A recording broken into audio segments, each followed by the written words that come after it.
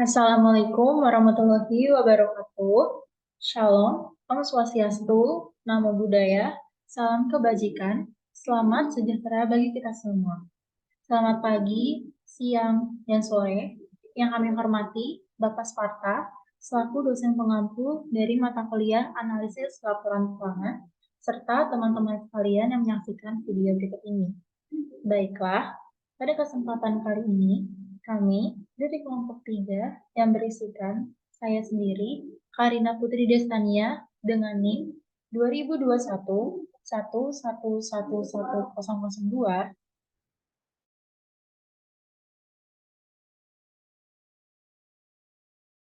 Saya Laveni Permatasari dengan NIM 2021 11111027.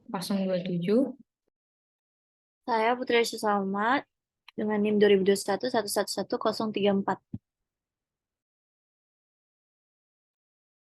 Dan saya Nadia Kamila dengan NIM 2021 11111001.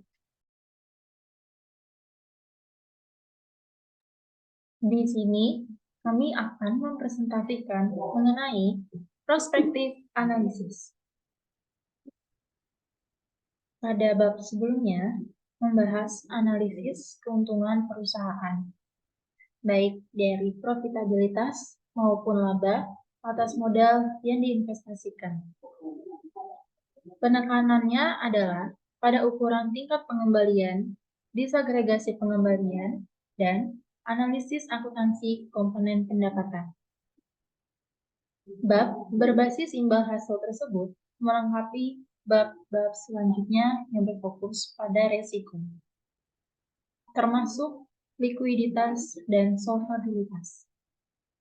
Sedangkan pada bab ini kami mempelajari peramalan dan analisis proforma laporan keuangan dalam. Kami memberikan contoh detail proses peramalan untuk memproyeksi laporan laba rugi, neraca, dan laporan arus kas. Kami menjelaskan relevansi peramalan untuk penilaian sekuritas dan memberikan contoh penggunaan laporan keuangan yang diperkirakan untuk menerapkan model penilaian. Kami membahas konsep penggerak nilai dan pengembaliannya ke tingkat keseimbangan jangka panjang.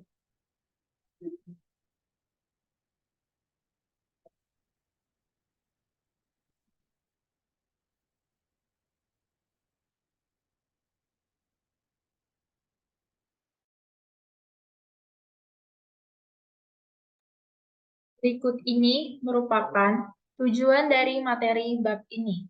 Ialah yang pertama, menjelaskan pentingnya analisis prospektif. Lalu, yang kedua, menjelaskan proses memproyeksi laporan laba rugi, neraca, dan laporan arus kas.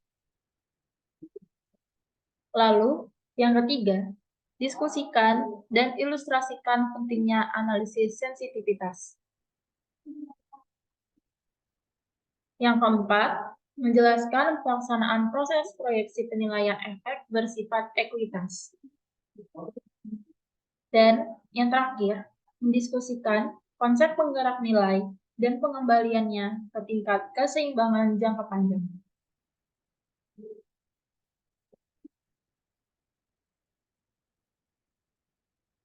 Yang pertama itu ada fundamental analysis is back, yang dimana memiliki judul Pay Attention to the Fundamentals of a Company's Business.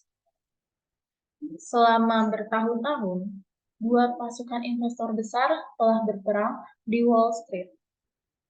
Di satu sisi, terdapat investor yang sedang berkembang, yang bersedia membayar mahal untuk perusahaan yang mereka yakini dapat menghasilkan keuntungan besar di tahun-tahun mendatang.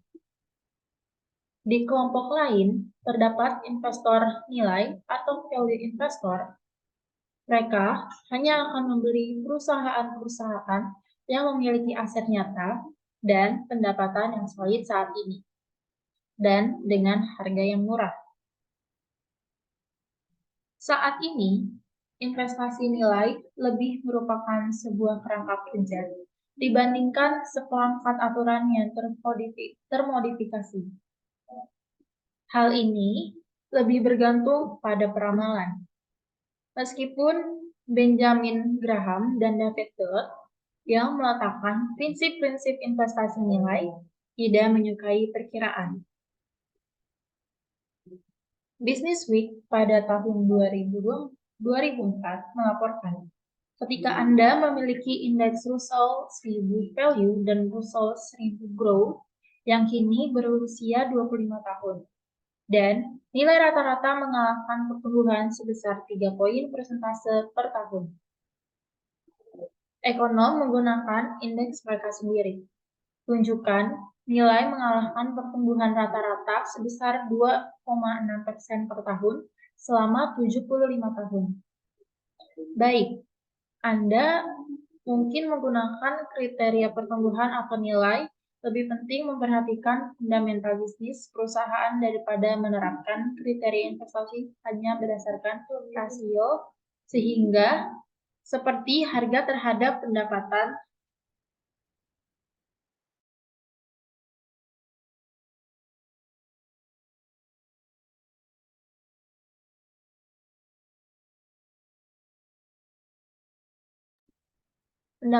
atau PE terhadap pertumbuhan penjualan.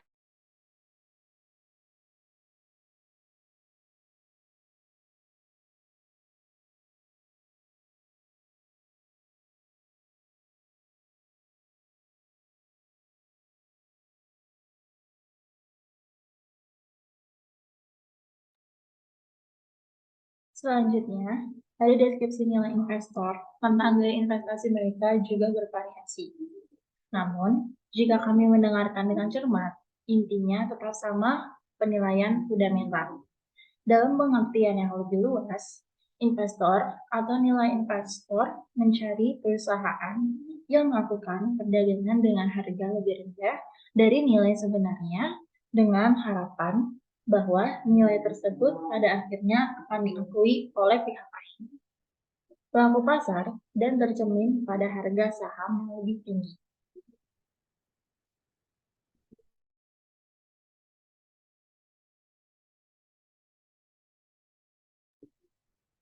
Untuk mengidentifikasi nilai konten tersebut, investor perlu mengkaji prospek bisnis fundamental perusahaan. Anda menginginkan sebuah perusahaan yang sesuatunya akan berubah baik secara eksternal, seperti perubahan mendasar dalam industrinya, atau secara internal, seperti perubahan dalam manajemen, kata manajer portofolio Oppenheimer Value Fund.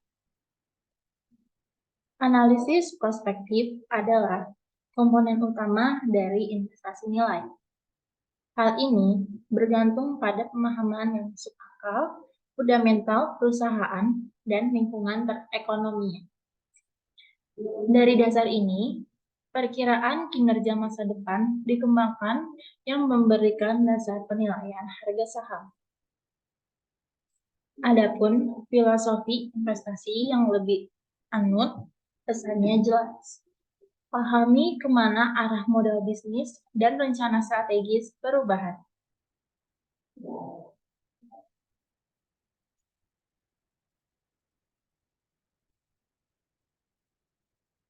Selanjutnya terdapat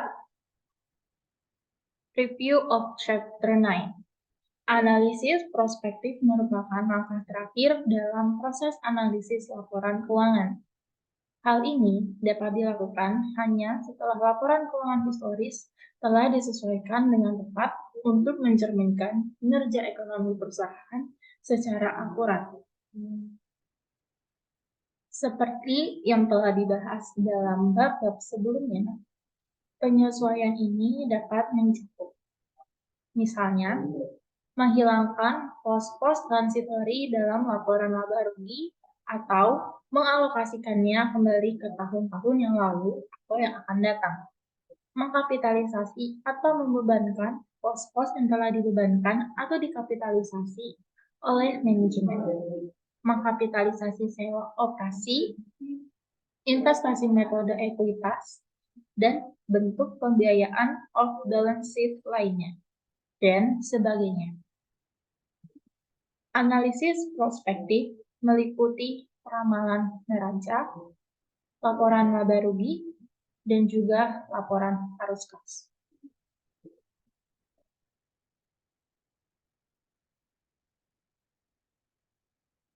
Pada analisis prospektif, sangat penting dalam penilaian dari keamanan, baik pada model penilaian arus kas bebas maupun pendapatan sisa yang telah dijelaskan dalam bab 1, yang dimana hal ini memerlukan estimasi laporan keuangan masa depan. Modal pendapatan sisa, misalnya, memerlukan proyeksi laba bersih di masa depan dan nilai buku ekuitas untuk memperkirakan harga saham saat ini.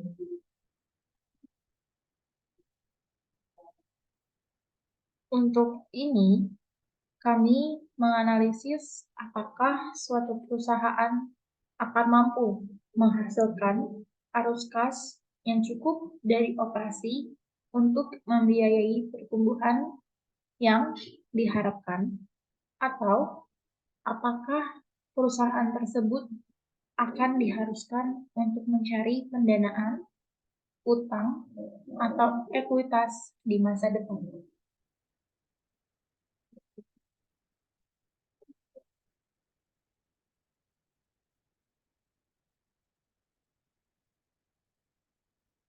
Yang dimana kami juga tertarik untuk menganalisis apakah rencana strategi saat ini akan menghasilkan manfaat yang diperkirakan oleh manajemen perusahaan. Dan yang terakhir, analisis prospektif berguna bagi kreditor untuk menilai kemampuan perusahaan dalam memenuhi persyaratan pembayaran hutangnya.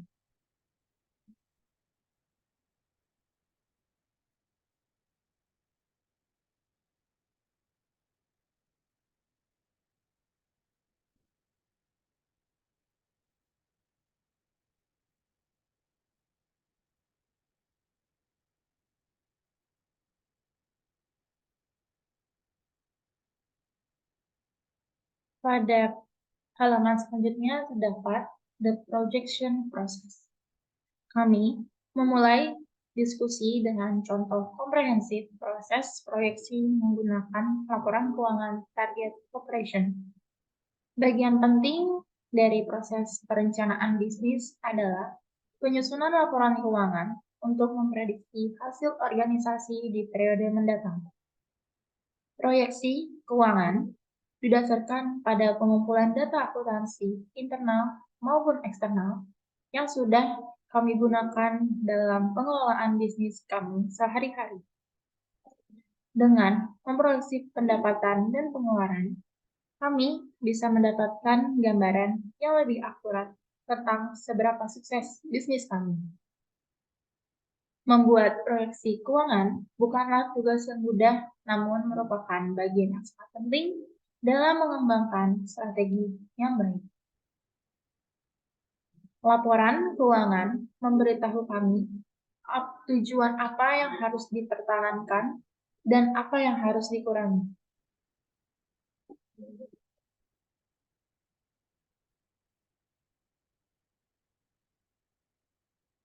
Proyeksi juga bisa menjadi panduan untuk membantu bisnis kami berkembang tanpa kehabisan uang tunai atau cash.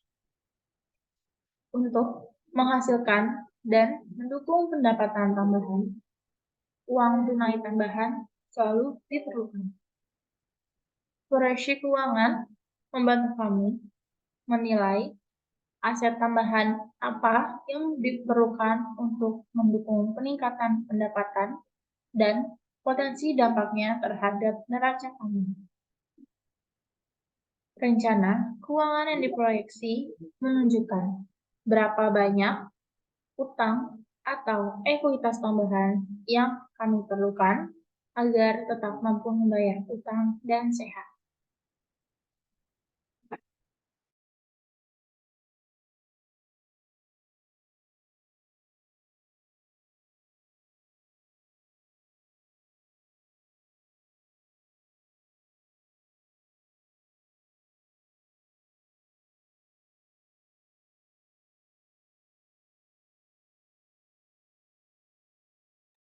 Selanjutnya itu ada projecting financial statements. Proyeksi laporan keuangan berarti memperkirakan laporan seperti laporan laba rugi, neraca, dan laporan arus kas. Proyeksi laporan keuangan menekankan tren saat ini dan harapan untuk sampai pada gambaran keuangan sempurna yang ingin dicapai manajemen di masa depan. Proyeksi jangka pendek umumnya mencakup 1 tahun dan dibagi menjadi proyeksi bulanan. Jenis proyeksi ini sebagian besar berguna untuk usaha kecil yang hanya mempertimbangkan rencana terkait peningkatan penjualan dan pendapatan. Proyeksi jangka panjang yaitu terutama mencakup 3 hingga 5 tahun ke depan dan digunakan dalam bisnis besar untuk membuat rencana strategis untuk ekspansi dan pengembangan. Hal ini juga menarik investor sehingga mereka berinvestasi dalam jumlah besar pada bisnisnya. Pentingnya proyeksi laporan keuangan, yaitu hal ini membantu untuk mengetahui kebutuhan tambahan yang ada pada aset untuk mendukung peningkatan pendapatan dan juga memberikan dampak positif pada laporan keuangan.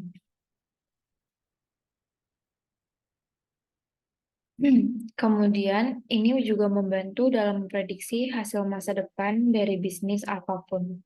Ini juga mendukung proses perencanaan bisnis. Pertumbuhan bisnis menjadi mudah karena proyeksi keuangan membantu mengukur beberapa banyak hutang atau ekuitas yang dibutuhkan bisnis di masa depan.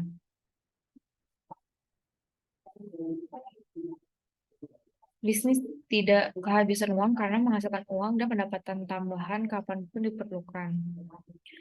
Untuk mengajukan pinjaman ke bank atau lembaga lain, proyeksi laporan keuangan sangatlah penting. Selain itu, kreditur juga meminta laporan proyeksi untuk mengetahui kemampuan usaha dalam mengganti hutangnya.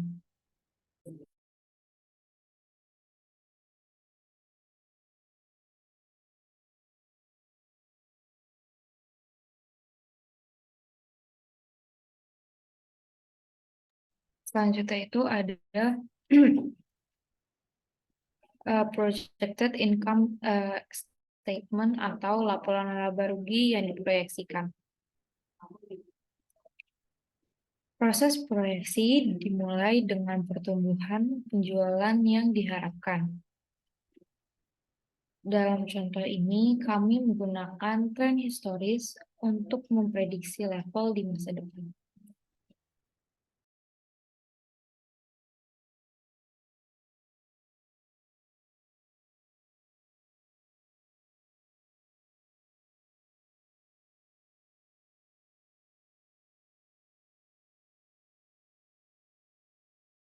Selanjutnya, dalam projected income statement terdapat 3, yaitu expected level of macroeconomic activity, yang kedua the competitive landscape, dan yang terakhir ada new versus old store mix.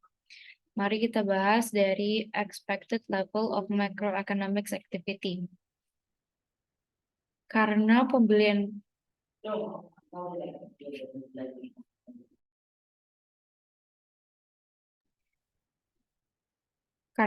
pelanggan target dipengaruhi oleh tingkat pendapatan pribadi yang dapat dibelanjakan, analisis kami mungkin memasukkan perkiraan yang berkaitan dengan pertumbuhan perekonomian secara keseluruhan dan perkiraan pertumbuhan penjualan retail pada khususnya.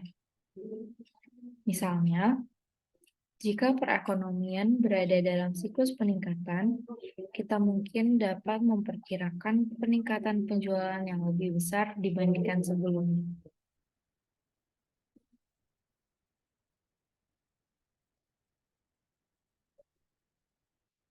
Selanjutnya yang kedua itu kita membahas tentang the competitive landscape.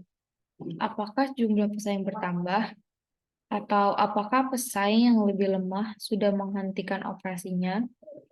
Perubahan dalam landscape persaingan akan mempengaruhi proyeksi penjualan unit serta kemampuan target untuk menaikkan harga. Kedua hal ini akan berdampak pada pertumbuhan pendapatan.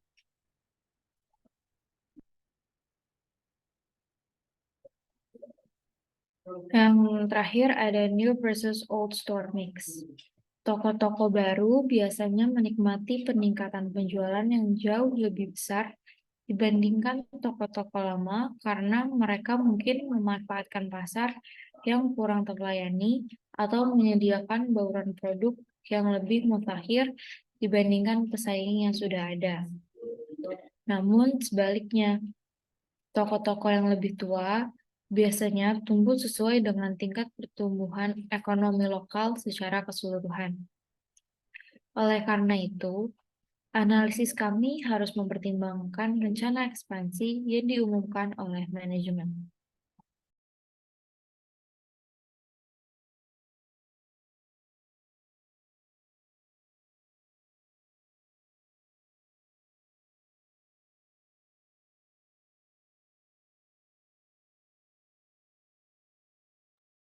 Selanjutnya ada projected balance sheet. Perakiraan neraca melibatkan langkah-langkah berikut.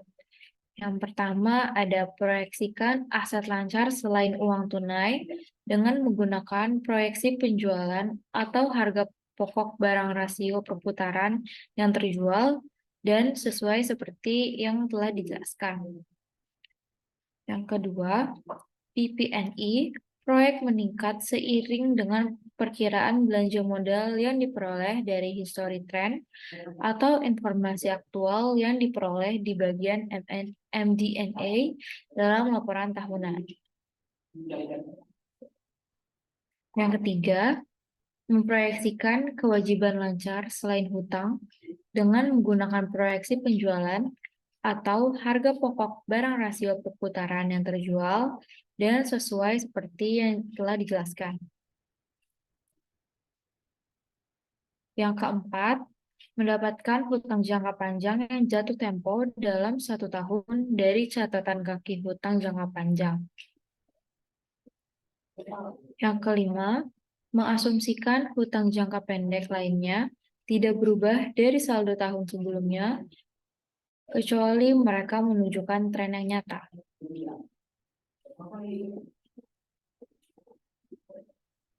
Yang keenam, mengasumsikan saldo hutang jangka panjang awal sama dengan saldo hutang jangka panjang periode sebelumnya, hutang dikurangi jatuh tempo 1 tahun dari yang di atas. Yang ketujuh, mengasumsikan kewajiban jangka panjang lainnya sama dengan saldo tahun sebelumnya, kecuali mereka telah menunjukkan tren yang nyata. Yang kedelapan, mengasumsikan estimasi awal saham biasa sama dengan saldo tahun sebelumnya.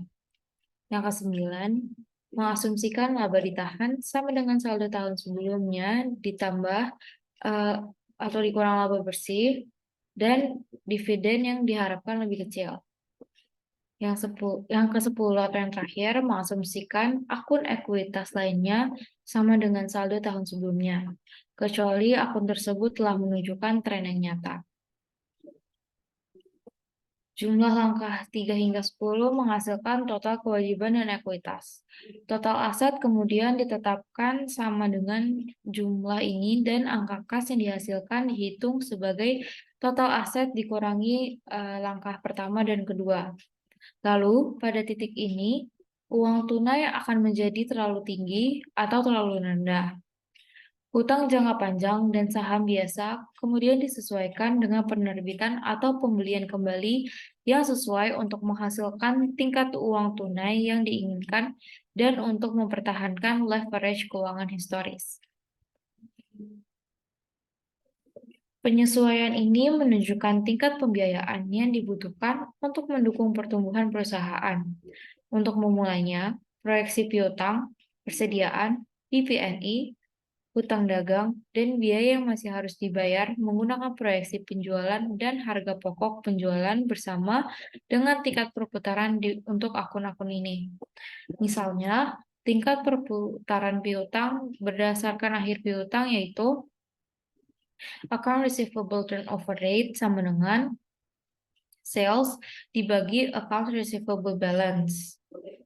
Lalu untuk the project account receivable can be computed as follows.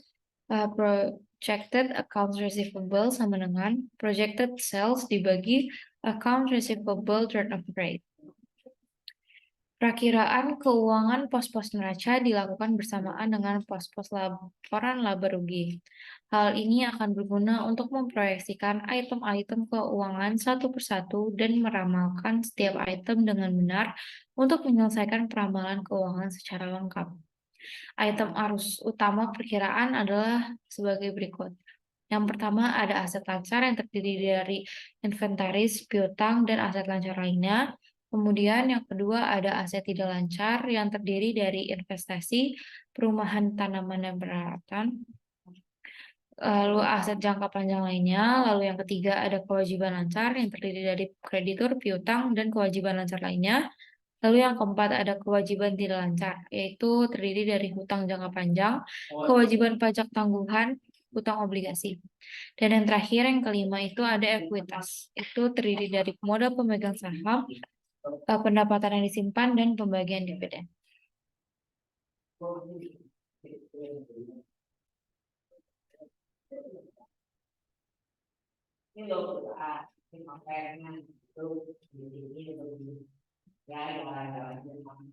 Selanjutnya ada projected statement of cash flows. Laporan arus kas yang diproyeksikan digambarkan sebagai daftar semua arus kas masuk dan keluar yang diharapkan untuk tahun mendatang. Pernyataan tersebut dapat disiapkan untuk jangka waktu apapun yang paling berguna bagi perusahaan, yaitu tribulanan, bulanan, dan bahkan mingguan jika diinginkan. Proyeksi laporan arus kas dihitung dari proyeksi laporan laba rugi dan proyeksi neraca seperti yang dibahas pada bab 7. Arus kas masuk dan arus kas keluar tahun-tahun sebelumnya membantu memperkirakan kebutuhan kas masa depan dalam bisnis. Hal ini membantu untuk mengetahui jumlah pembiayaan yang dibutuhkan di masa depan dan sesuai dengan proyeksi laporan keuangan yang sedang disiapkan. Arus kas adalah bagian penting dari bisnis karena menunjukkan likuiditas bisnis apapun. Proyeksi keuangan atas arus kas berguna untuk memenuhi kebutuhan mendesak akan uang tunai di masa depan dan memperkirakan krisis uang tunai jika terjadi lebih lanjut. Lalu, cara menghitung proyeksi arus kas. Jika suatu perusahaan siap untuk memulai menghitung proyeksi arus kas untuk bisnisnya, mulailah untuk mengumpulkan beberapa data akuntansi historis. Perusahaan perlu mendapatkan laporan yang merinci pendapatan dan pengeluaran bisnis. Jika dari akuntan, pembukuan, dan atau perangkat lunak akuntansi, bergantung pada jangka waktu yang ingin diprediksi, dan juga mungkin perlu mengumpulkan informasi tambahan. Langkah-langkah untuk menghitung proyeksi arus kas yaitu yang pertama, temukan kas bisnis untuk awal periode. Untuk menghitung kas dari awal periode, perlu mengurangkan pengeluaran periode sebelumnya dari pendapatan. Jadi, kas awal periode sama dengan pendapatan periode sebelumnya dikurang pengeluaran periode sebelumnya. Lalu yang kedua, perkirakan kas masuk untuk periode berikutnya. Selanjutnya, perlu memperkirakan berapa banyak uang tunai yang akan masuk ke bisnis pada periode berikutnya. Uang tunai yang masuk mencakup hal-hal seperti pendapatan, penjualan dilakukan secara kredit, pinjaman, dan lain-lainnya. Kita dapat memperkirakan kas masa depan dengan melihat tren periode sebelumnya. Pastikan untuk menghitung perubahan atau faktor apapun yang berbeda dari periode sebelumnya, misalnya produk baru. Selanjutnya, yang ketiga itu memperkirakan pengeluaran untuk periode berikutnya. Pikirkan semua pengeluaran yang akan dibayarkan pada periode berikutnya. Pertimbangkan hal-hal seperti bahan mentah, sewa, utilitas, asuransi, dan tagihan lainnya. Lalu yang keempat ada mengurangi perkiraan pengeluaran dari pendapatan. Untuk menghitung arus kas bisnis, kurangi perkiraan pengeluaran dari perkiraan pendapatan Anda.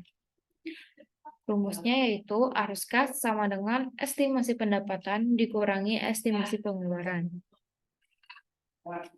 Lalu yang terakhir, tambahkan arus kas ke saldo awal. Setelah menghitung arus kas, perlu menambahkannya ke saldo awal juga.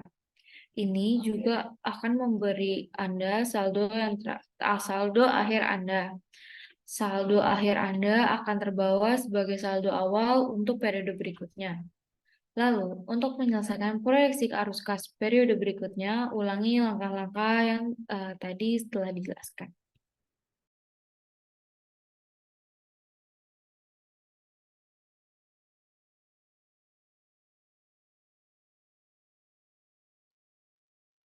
Sensitivitas analisis. Laporan keuangan yang diproyeksikan terutama didasarkan pada hubungan yang diharapkan antara keduanya, laporan laba rugi dan akun neraca. Dalam contoh ini, kami menggunakan yang terbaru rasio karena operasi target cukup stabil dan kami berasumsi tidak ada perubahan signifikan dalam strategi operasi.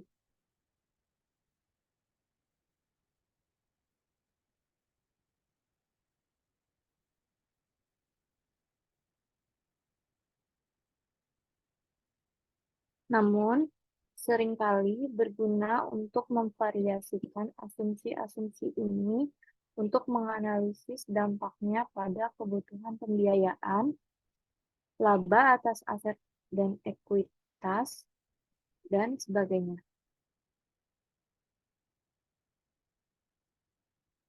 Misalnya, kita asumsikan peningkatan belanja modal menjadi 7,5% dari penjualan, belanja modal akan meningkat 3,9 miliar dolar. Dan saldo kas akan turun menjadi 845 juta dolar. 2,4% dari total aset yang berada di bawah tingkat tahun-tahun sebelumnya. Dalam hal ini, pembiayaan eksternal berupa utang dan atau ekuitas akan diperlukan. Peningkatan serupa dalam kebutuhan pembiayaan juga akan terjadi dari penurunan perputaran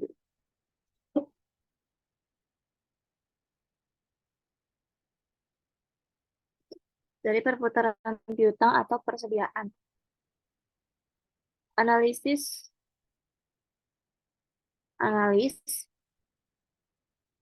seringkali menyiapkan beberapa proyeksi untuk memeriksa skenario kasus terbaik atau terburuk selain kasus yang paling mungkin terjadi. Analisis sensitivitas menyoroti asumsi mana yang memiliki dampak terbesar terhadap keuangan hasil dan akibatnya membantu mengidentifikasi bidang-bidang yang memerlukan pengawasan lebih cermat.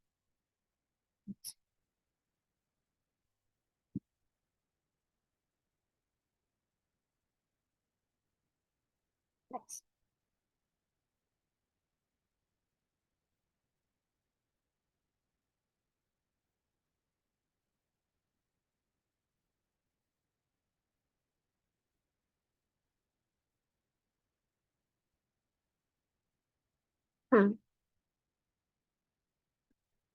Application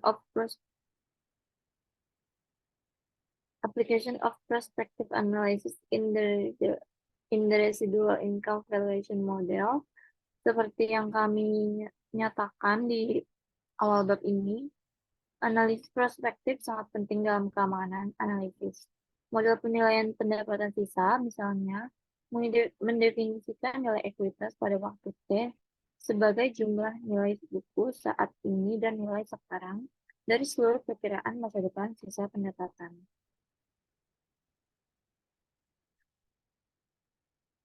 Rumusnya VT B I T sama dengan E dikali RLT 1 dibagi 1K dikali 1 ditambah E RLT 2 dibagi 1K dikali 2 ditambah E dikali RLT 3 dibagi 1K dikali 3, di mana VT adalah nilai buku pada akhir periode T, RLTN adalah sisa pendapatan pada periode TN, dan K adalah biaya modal, atau bisa dilihat pada bab 1, pendapatan sisa pada waktu T didefinisikan sebagai laba bersih komprehensif dikurangi nilai buku awal, yaitu RLTNLT atau K BPT 1, atau nilai buku 1. Proses penilaian memerlukan perkiraan laba bersih pada masa depan dan nilai buku ekuitas pemegang saham.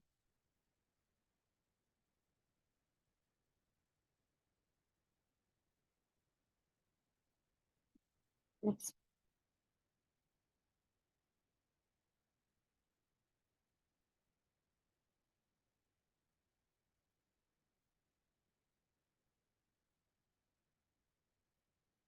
Bisa dilihat pada gambar 9.6 memberikan contoh penilaian Siminex saham biasa Club pada tahun 2006.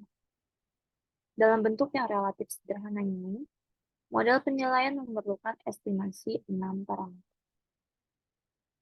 yaitu 1. Pertumbuhan penjualan,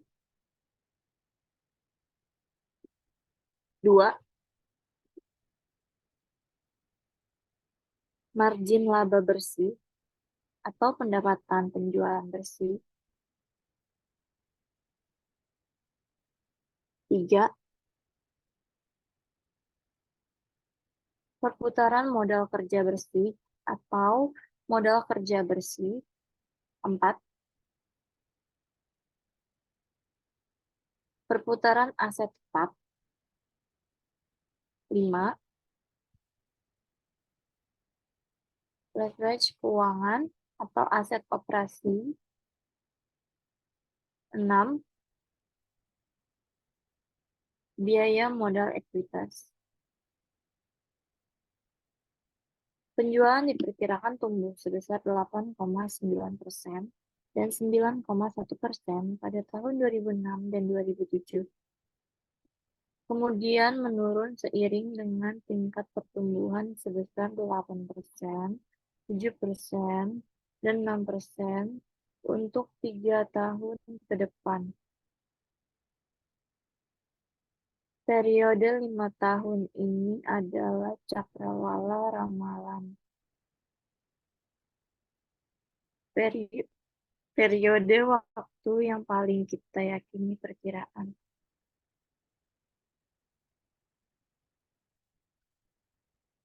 Kami berasumsi bahwa penjualan akan terus tumbuh seiring dengan tingkat inflasi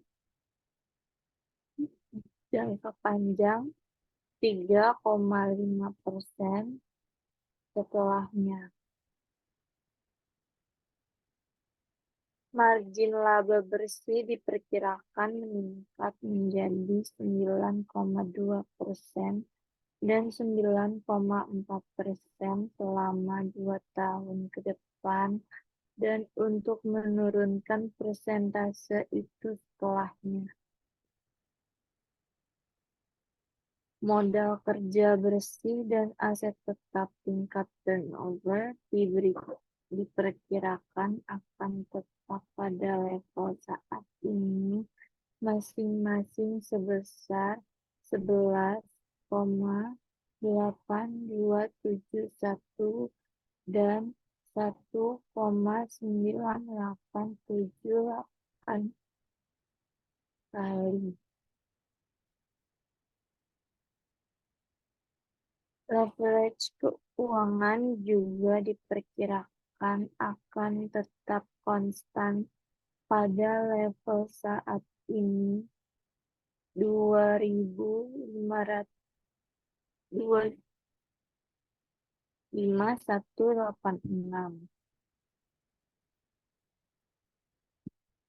Terakhir, biaya modal ekuitas diperkirakan sebesar 12,5%.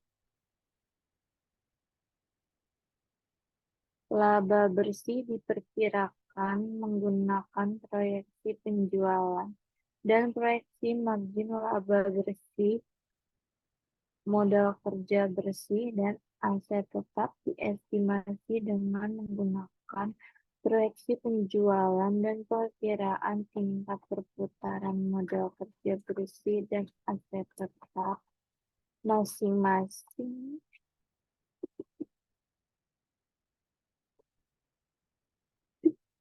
tingkat penjualan atau perputaran.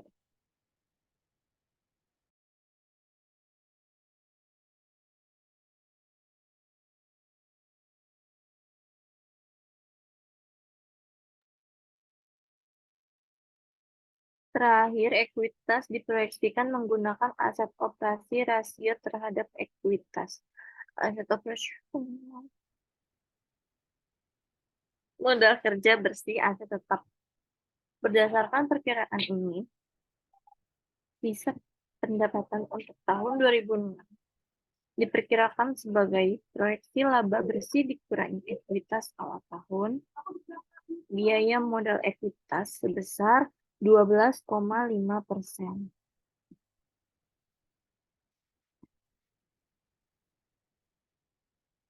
Atau di sini dalam tabel ini bisa dilihat pada pengembalian ekuitas yang diperlukan. Kemudian tahun-tahun berikutnya selama cakrawala perkiraan dihitung dengan cara yang sama. Setiap tahun selama cakrawala perkiraan kemudian didiskontokan pada biaya modal ekuitas yang 12,5% itu. Misalnya faktor diskonto untuk tahun kedua dihitung sebagai 0,7901 sama dengan 1/11252. Nilai sekarang untuk setiap tahun dalam cakrawala perkiraan dijumlahkan untuk menghasilkan nilai kumulatif nilai sekarang sampai tahun 2010 sebesar $26.303. Pendapatan sisa yang diproyeksikan pada tahun 2011 diasumsikan tumbuh sesuai dengan laju inflasi 3,5%. Nilai sekarang anuitas ini didiskontokan ke tahun 2005 adalah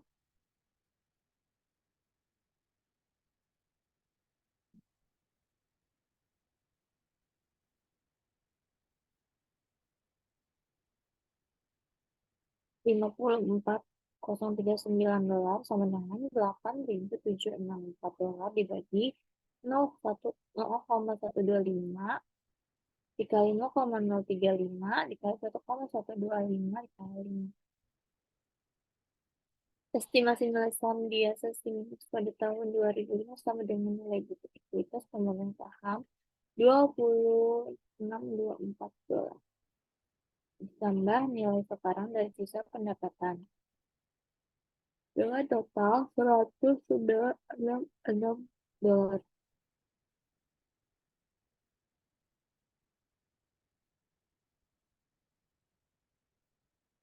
Mengingat saham beredar sebanyak 1737, nilai per saham sebesar saham biasa Simmons adalah $58,13. Penilaian ekuitas sangat bergantung pada proses proyeksi. Sebagai dibahas di atas, penilaian kami harus memeriksa dengan cermat Sensitivitas harga saham estimasi terhadap asumsi yang mendasari proyeksi.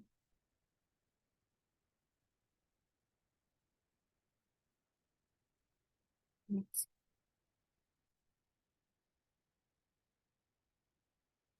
Trend in value drivers. Model pendapatan sisa mendefinisikan harga saham sebagai nilai buku ekuitas pemegang saham ditambah nilai sekarang dari pendapatan sisa yang diharapkan, atau RI, di mana RLT, MLT dikali K divisi 1 seperti yang sudah dijelaskan dan dipaparkan sebelumnya, merupakan pendapatan sisa juga dapat dinyatakan dalam bentuk rasio sebagai R1 atau ROETK dikali divisi 1, di mana ROE dibagi divisi 1 ini adalah sebuah bentuk yang menyoroti fakta bahwa harga saham hanya terpengaruh selama ROEK.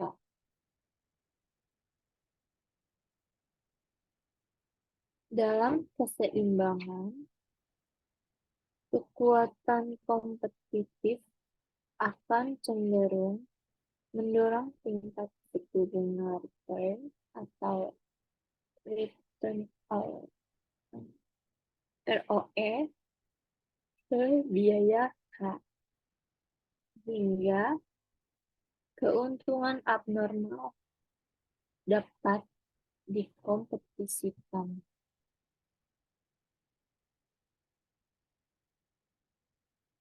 Estimasi dari itu, maka harga saham sama dengan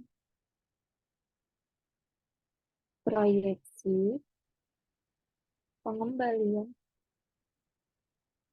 ROE ke jangka panjang nilai bagi perusahaan dan industri tertentu.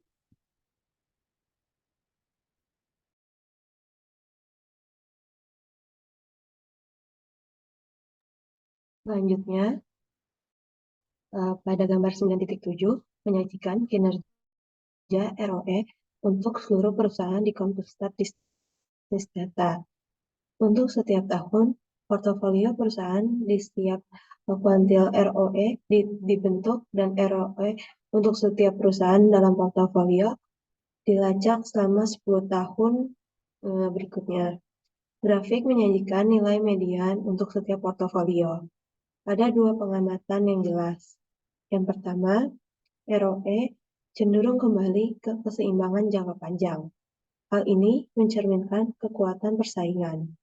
Selain itu, tingkat pengembalian bagi perusahaan-perusahaan yang paling tidak menguntungkan juga lebih besar dibandingkan dengan perusahaan yang paling menguntungkan. Dan terakhir, tingkat pengembalian yang paling tinggi, tingkat ROE yang ekstrim lebih besar dibandingkan perusahaan pada tingkat yang lebih moderat dari ROE. Yang kedua, pengembaliannya tidak lengkap. Artinya, masih ada selisih sekitar 12% antara perusahaan dengan ROE tertinggi dan terendah bahkan setelah 10 tahun. Ini memungkinkan akibat dari dua faktor, yaitu perbedaan risiko yang tercermin dalam perbedaannya biaya modal atau K, atau tingkat konservatisme yang lebih besar atau lebih kecil dalam akuntansi kebijakan. Pada gambar 9.7 mengungkapkan bahwa sebagian besar pengembalian selesai setelah sekitar 5 tahun. Ini memberi dukungan pada penggunaan jangka waktu perkiraan 5 tahun untuk Siemens karena jumlahnya sedikit berdampak pada harga saham setelah titik di mana ROE terlepas dari tingkat pertumbuhannya asumsi untuk penjualan. ROE dianggap sebagai penggerak nilai karena merupakan variabel yang secara langsung mempengaruhi saham harga. ROA selanjutnya dipilah menjadi margin, keuntungan, dan omset. Komponen-komponen ini juga merupakan penggerak nilai dan merupakan dua item masukan yang kami proyeksikan penilaian kami terhadap Simanex.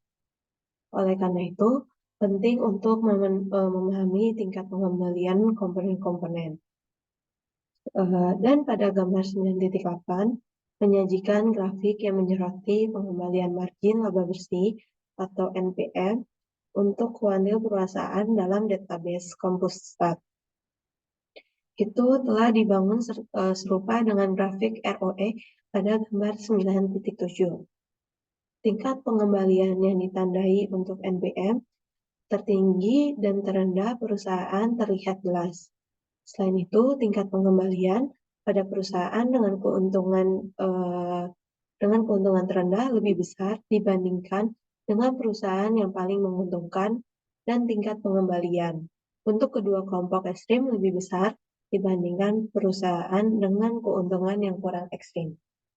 Pada akhirnya, masih ada perbedaan antara portofolio NPM tertinggi pada sekitar akhir 10 tahun spread yang sama seperti untuk ROE.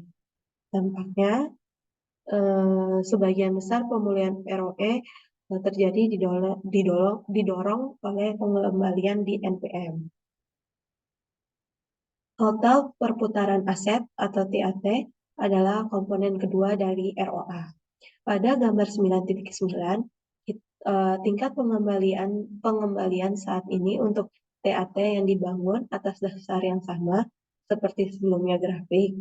Meskipun terdapat beberapa pembalikan, hal ini jauh lebih kecil dibandingkan dengan profitabilitas pengukuran.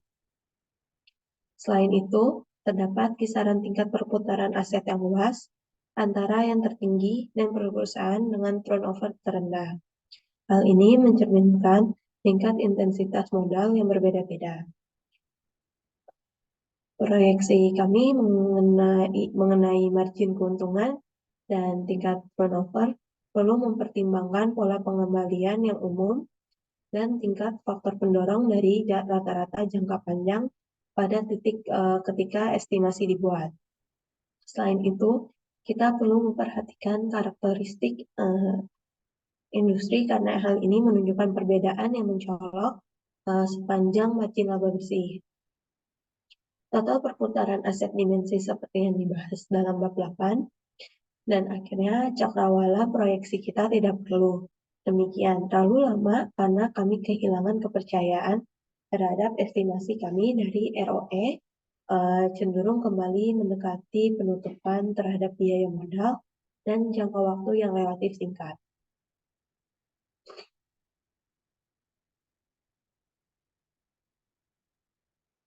Selanjutnya yaitu Appendix 9A, Short Term Forecasting.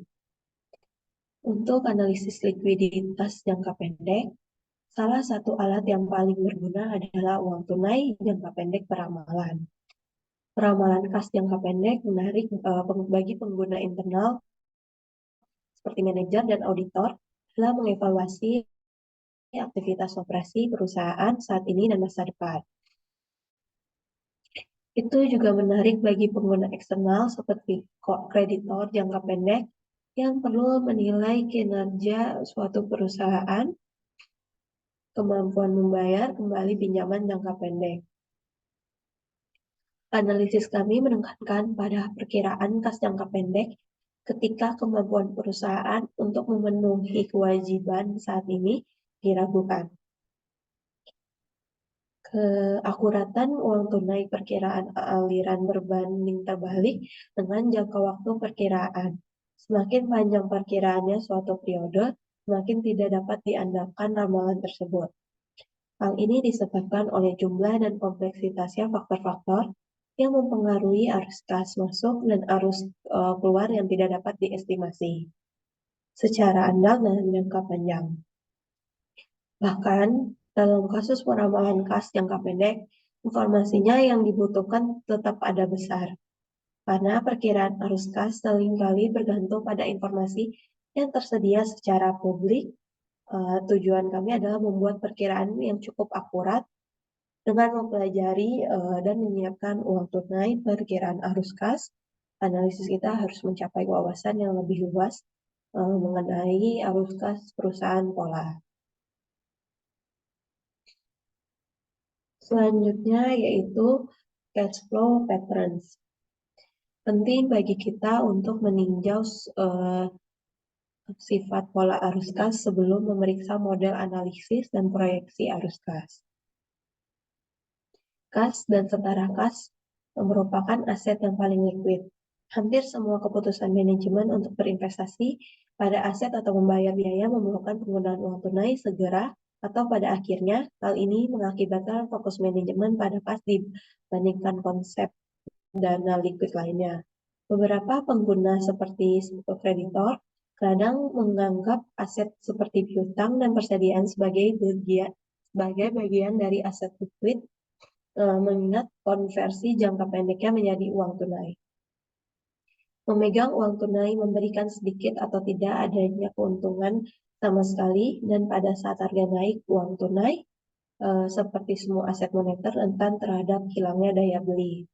Namun demikian, memegang uang tunai mempunyai eksposur resiko yang paling kecil.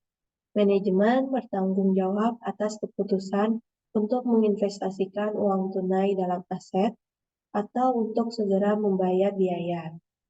Konvertibilitas ini mengingatkan resiko karena tingkat pengembalian kas dari aktivitas ini kurang pasti. Risiko yang terkait dengan konversi tunai ini memiliki berbagai jenis dan tingkatan. Misalnya, risiko dalam mengubah uang tunai menjadi investasi sementara lebih kecil dibandingkan risiko dalam memasukkan uang tunai ke aset pembayaran jangka panjang seperti pabrik dan peralatan. Arus kas masuk dan arus keluar saling berhubungan. Kegagalan salah satu aspek aktivitas bisnis perusahaan untuk berhasil melaksanakan tugas yang diberikan akan berdampak pada keseluruhan sistem arus kas. Penurunan penjualan mempengaruhi konversi barang jadi menjadi piutang dan uang tunai, sehingga menyebabkan penurunan ketersediaan uang tunai. Ketidakmampuan perusahaan untuk mengganti uang tunai ini dari sumber seperti ekuitas, pinjaman, atau hutang dapat mengakibatkan aktivitas produksi dan menimbulkan kerugian dalam penjualan di masa depan. Sebaliknya, membatasi pengeluaran untuk hal-hal seperti periklanan dan pemasaran dapat memperlambat konversi barang jadi menjadi piutang dan uang tunai. Pembatasan jangka panjang baik arus kas keluar maupun masuk dapat menyebabkan kebangkrutan perusahaan.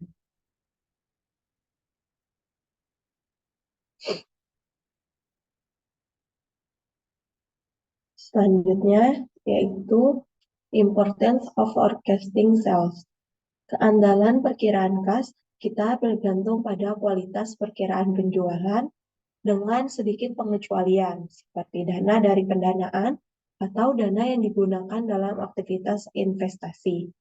Sebagian besar arus kas berhubungan dan bergantung pada penjualan.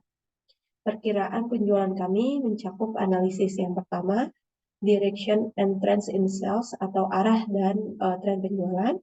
Yang kedua, market share atau saham. Yang ketiga, industry and economic condition atau kondisi industri dan perekonomian. Yang keempat, productive and financial capacity atau kapasitas produktif dan finansial. Dan yang terakhir, competitive factors atau faktor kompetitif.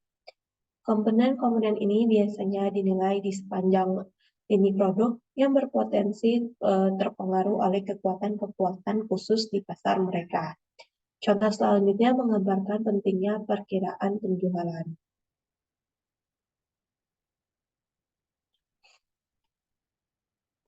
Selanjutnya yaitu cash flow forecasting with pro forma analysis. Kewajaran dan kelayakan perkiraan kas jangka pendek diperiksa dengan menggunakan laporan keuangan pro forma. Kami mencapai hal ini dengan menggunakan asumsi yang mendasari perkiraan kas untuk menyusun laporan laba rugi. Performa untuk periode perkiraan dan neraca performa untuk akhir periode perkiraan. Rasio keuangan dan hubungan lainnya diambil dari laporan keuangan. Proforma ini dan diperiksa kelayakannya terhadap hubungan historis. Perbandingan ini harus mengakui penyesuaian faktor-faktor yang diperkirakan akan mempengaruhinya selama periode perkiraan kas.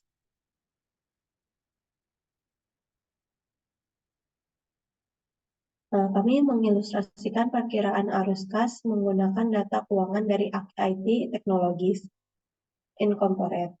IT Technologies baru-baru ini memperkenalkan prosesor elektronik baru yang telah menikmati penerimaan pasar yang sangat baik. Manajemen IT memperkirakan penjualan ribuan untuk 6 tahun berikutnya. Bulan yang berakhir pada 30 Juni tahun 1 sebesar $100, $125, $150, $170, $200, dan $250. Saldo kas saat ini pada tanggal 1 Januari tahun 1 adalah $15.000. Mengingat perkiraan peningkatan penjualan, Bendahara TI berharap untuk mempertahankan saldo kas bulanan minimum sebesar $20.000. Untuk bulan Januari, $25.000 untuk bulan Februari, $27.000 untuk bulan Maret, dan $30.000 untuk bulan April, Mei, dan Juni. Bendahara memperkirakan perlunya dana tambahan untuk membiayai ekspansi penjualan. Bendahara mengharapkan peralatan baru senilai $20.000 akan dibeli pada bulan Februari dengan memberikan wesel bayar kepada penjual. Wesel tersebut akan dilunasi mulai bulan Februari dengan tarif $1.000 per bulan.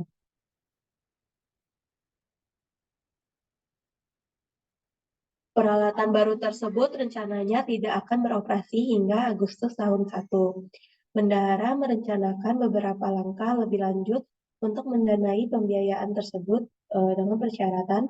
Pertama, dia memperoleh komitmen pembiayaan dari perusahaan asuransi untuk mengakuisisi obligasi jangka panjang IT senilai $110.000 dikurangi biaya penerbitan yaitu $2.500. Penjualan obligasi ini direncanakan pada bulan April yaitu $50 dan Mei $60. Dia berencana menjual real estate untuk pembiayaan tambahan termasuk $8.000 di bulan Mei dan $50.000 di bulan Juni, dan akan menjual peralatan awalnya seharga $25 dengan nilai buku nol seharga $25.000 di bulan Juni. Bendahara mendekati bankir TI untuk meminta persetujuan pembiayaan jangka pendek guna menutupi kebutuhan pendanaan tambahan.